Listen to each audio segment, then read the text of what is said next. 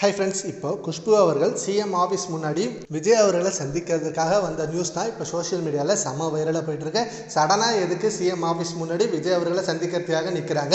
என்ன விஷயத்துக்காக இருக்கும்? தமிழ் திரைப்பட சங்கத்துக்காக இருக்குமா, இல்லை அவங்களோட பர்சனல் விஷயத்துக்காக இருக்குமா அப்படின்னு சொல்லி ரொம்ப பரபரப்பாக இந்த நியூஸ் போயிட்டு இருக்கு.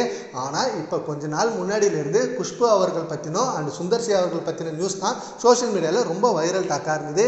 ஏன்னா இவங்க ரெண்டு பேருக்குள்ள கருத்து வேறுபாடு அதிகமாக இருக்குது. இப்போ இவங்க ரெண்டு பேரும் விவாகரத்து பண்ண போறாங்க.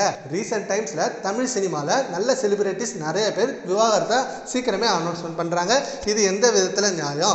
உங்களை ஃபாலோ பண்ணி தான் உங்க ரசிகர்கள் இருக்காங்க. நீங்க உங்க குடும்ப பிரச்சனையை சமாளிக்காம விவாகரத்துக்கு போய் நிக்கிறீங்களே அப்படின்னு சொல்லி இதுக்கு நிறைய விமர்சனங்கள் வந்துட்டு இருக்கு. அந்த வரிசையில இப்ப குஷ்பு அவர்களும் சுந்தர்சி அவர்களும் டிவோர்ஸ் பண்ண போறாங்க அப்படின்னு வந்த நியூஸை தொடர்ந்து இன்னைக்கு காலையிலே சிஎம் ஆபீஸ் முன்னாடி குஷ்பு அவர்கள் நின்று பார்த்து அப்போ இவங்க விவாகரத்து பண்ண போறதை உறுதி செய்யறாங்களா அப்படின்னு ஏகப்பட்ட நியூஸ் இப்ப வெளியாகி இருக்கு. இப்போ குஷ்பு அவர்கள் ரீசெண்டா அவங்களோட மகள் திருமணத்தை செம்ம பிரம்மாண்டமா நடத்தினாங்க.